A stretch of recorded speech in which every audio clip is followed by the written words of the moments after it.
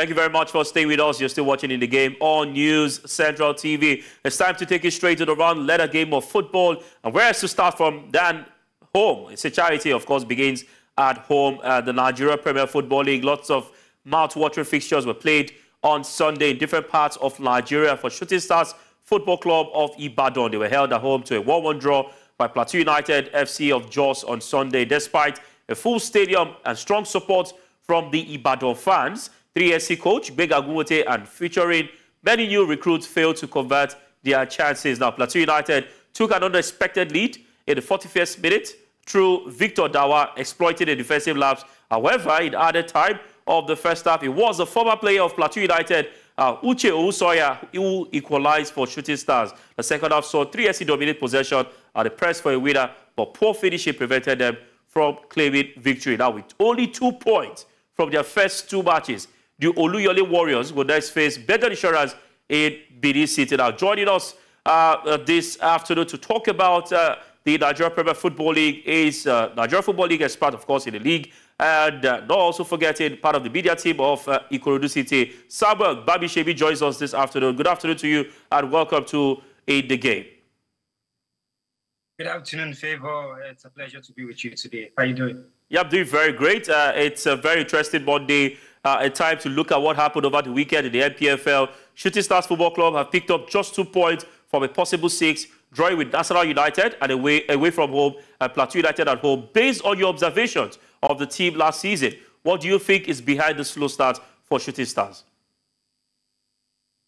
Well, I think it's just jittery fingers, to be very honest, because they had a very decent preseason.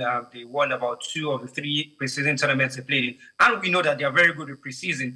And they brought into the season. We expected that after picking up a point in Lafia and match day 1, they will go on to pick up a win. I mean, they've not dropped points at home at the Lekon Salami Stadium since January 2024. So they've run on a current form of over 10 games, about 10 games without dropping a single point. They've won back-to-back in the league and at the Lekon Salami Stadium. But unfortunately for them, they were not able to see that win yesterday. You know, they were held back by Plateau United 1-1. The fans were really distraught, disappointed. What other dish you want to add to it? But 1-1, you tell them at the end of the day, well, they have not lost any game this season, so they're unbeaten. I think that's a positive start.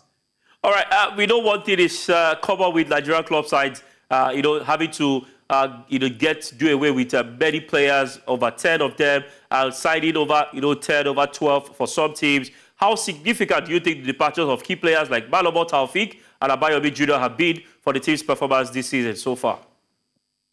Absolutely important, because those are key creators in the side. Whenever Shooting Stars stick, you must either see Abayomi Jr. or Malomo Taufik on the pitch. And now to see both of them leave, they're struggling to fill up that role in the midfield, that player who can really pick the ball and advance into those attacking positions. So they were missing that yesterday. Most of the times, the strikers had to come back to do that, and it was Okachi who was coming to do that. The player who should be in the box trying to score goals for you, Anthony Okachi, was the man who was dropping deep into the midfield, receiving the balls and trying to advance the attack. That's why he had the goal that was scored. But other than that, it's very, very important that teams try to keep their key players. Unfortunately, this is Nigeria, and I like to say that the Nigerian Premier Football League is a selling league. Take it or leave it. Players will always want to leave when they get better offers. So they play one good season, they leave. It's not just peculiar to Shooting Stars. It's almost all of the teams. So it's sad for them, but quickly, Benga Gubote needs to sort it out. All right, needs to sort it out. And one key thing happened over the weekend in different centers, or not just about the Shooting Star Center. We had a contentious call in Ibadan. We also had another contentious call right there at the Godswill Akpabio International Stadium. And it seems every week we get to ask goal or offside, goal or no goal, offside or not. These are questions we always ask every week when it comes to the NPFL. Let's go straight now to the Uyo Center, where the 96 minutes converted penalty by Ezekiel Young denied Abia Warriors their first win of the season. And Imama Amakakpabo, who is the coach of Abia Warriors, is not really happy with how things turned out at the Nest of Champions. Let's quickly hear from him. We'll be right back to talk some more on the NPFL.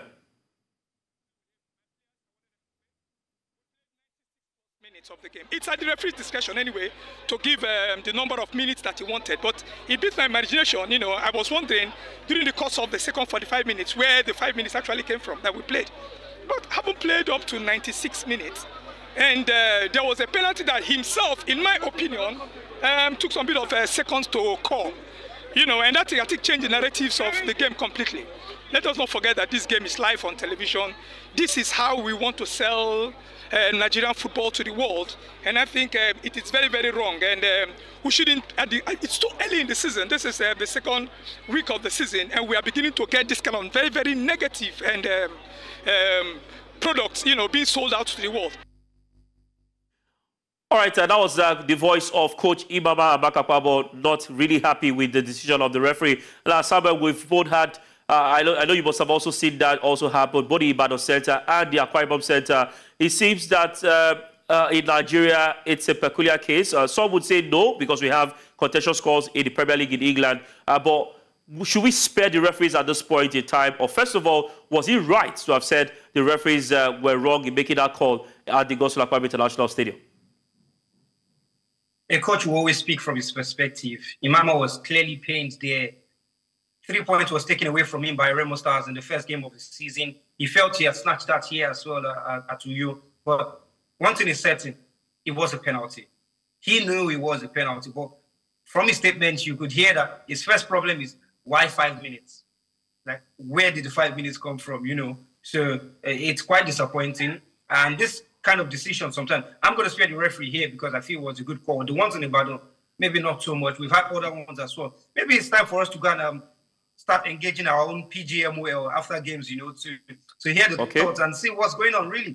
Because of the decisions can be quite disappointing. But for Imama, it's just clearly pain. It's clearly pain. He will do it at a point. You have to go back with his words to go and work. And that was a penalty. In fact, I'm wondering what the defender's hand was looking for at that point, in that position.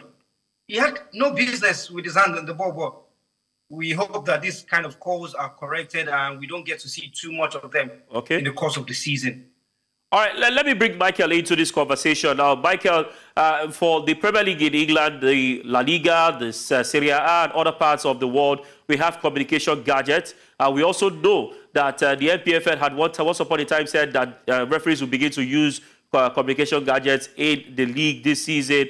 It seems that we're still having only selected few in terms of who have been able to lay their hands on the gadget. Should VAR, I know it's expensive, but do you think it's time we'll take it serious that, you know, next season or maybe this season, sometime in this season, we try to bring it to the NPFL, even though we know how difficult it can be. But do you think that will really aid the referees' judgment of cases like this? Yeah, definitely. It should be able to aid the judgments of referees and then definitely ease the minds of our coaches who feel hard done by decisions made by the referee. If it happens, if we see VAR decisions being made in some developed leagues across the world, and even a few leagues here in Africa, why not here in Nigeria? I believe we have the money, we have the resources to actually put together these gadgets to ensure that in the end, we don't have contentious decisions such as this one. On the part of Imama Makakabo, I can understand how badly he would feel for a manager who knows a thing or two about winning the NPFL. He did so with Rangers, and then unfortunately his career seems to actually, you know, took a nosedive. But then he's there at Abia Warriors. He lost the first game to Remo Stars, and you can understand the pressure is already on him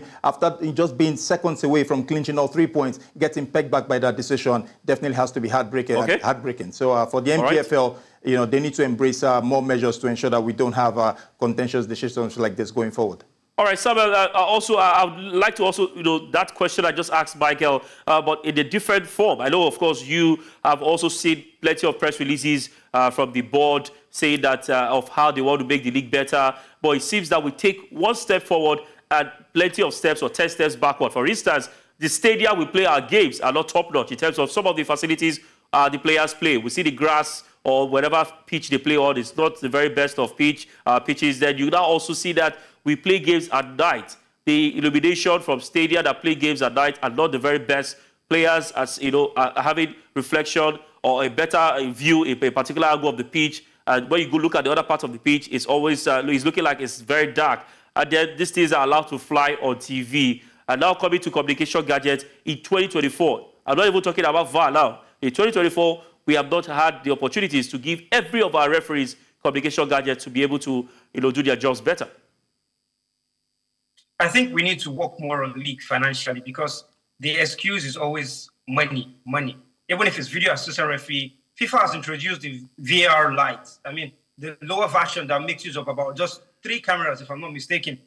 We can easily assess that. If it's a communication gadget, I don't think they brought enough to have it in all 10 sensors every match week, which is quite disappointing. One of the journalists like to say Rome was not built in a day. We'll get there brick by brick. But, man, this brick by brick is... the bricks they are using is too small. Because we can't be in 2024 and still be having issues like this without having any reference points, to be very honest. Communications gadgets are key. Every match center should be able to have that every season. We can't take a step forward and say we want to do this and then do it back. Let's look at the stadium, like you mentioned. So many of these stadiums should not be hosting MPFL games. To be very honest, Akura is under renovation at the moment. Kwara is playing at their stadium, and that pitch is just like Abiyaware's pitch. It's really bad. Heartland of where we have another one, the Dana Yam Stadium. When are we going to keep managing all these stadiums? They leave them for like 6 months or 4 months to follow, and then they come to grass it, and then they just said, oh, our pitch is ready and good to go. It's not ready. You just let the grass grow and then let some patches look like they're covered. It's not ready. You know the painful thing? The painful aspect is CAF has only one stadium in Nigeria approved, which is the Godswill Akpabio International Stadium. That is the situation of things. So it's not even trying to, patch and patch and patch. Are we saying that the level in our league is that bad to allow those kind of pitches to play? So if a team that's going to play on the continent ends up playing in all of these pitches, then we go to the continent and we're seeing something different. Their own home stadium can't even host MPFL CAF games. Then that's a big problem. And that's why Rangers is going away from Uyo, the cathedral that we feel, oh, the cathedral is bad, the ladies bad, this, that. Cathedral can't host a CAF game. Not even the preliminary rounds. That's quite disappointing, to be very honest. All right, we hope that, I'm tired of using the word hope in Nigeria, but we would keep hoping that one day we'll come on this show and talk about the positives and positives and positives of Nigerian football and not have to, look at, in as much as there might be negatives, but it seems that we always have more of negatives when it comes to football in Nigeria in general. We hope that we can do better. But I must say, before I let you go, which of the games caught your attention over the weekend? And which of them really took your, really surprised you when you look at the results that came from the center? I think we're not really shocked about the weekend's game, to be very honest. Everything went almost as planned. It's just the fact that there were draws in almost every center. And that means that the visiting side came out to play. Most importantly, the visiting side ended up scoring almost the first goal in all of the venues. Caterpillar scored first. Abiyawara scored first. Bentley Insurance scored first before conceding 2. So, Plateau United also scored first before shooting pool level. So, the visiting side have been going away 2 match weeks now. Everything, they've always been going to fight, which is very important to see. Away wins are coming, points are coming on the road as usual. Just 1 win at home yesterday in 5 games. Well, that's the beauty of the Nigerian Premier Football League. You really can't predict where the cookie is going to crack. All right. Thank you very much, Samuel Babishebi, for your quality time. It's always an interesting time talking Nigerian football with you. We look forward to your team play in the next few days. And, of course, I know you're getting the fever and the heat already, but that's what the MPFL does. We can only hope that we have more of Lagos teams represent, and we hope that Ikorodu City also would do better. Thank you. Thank you very much. It's been a pleasure speaking with you.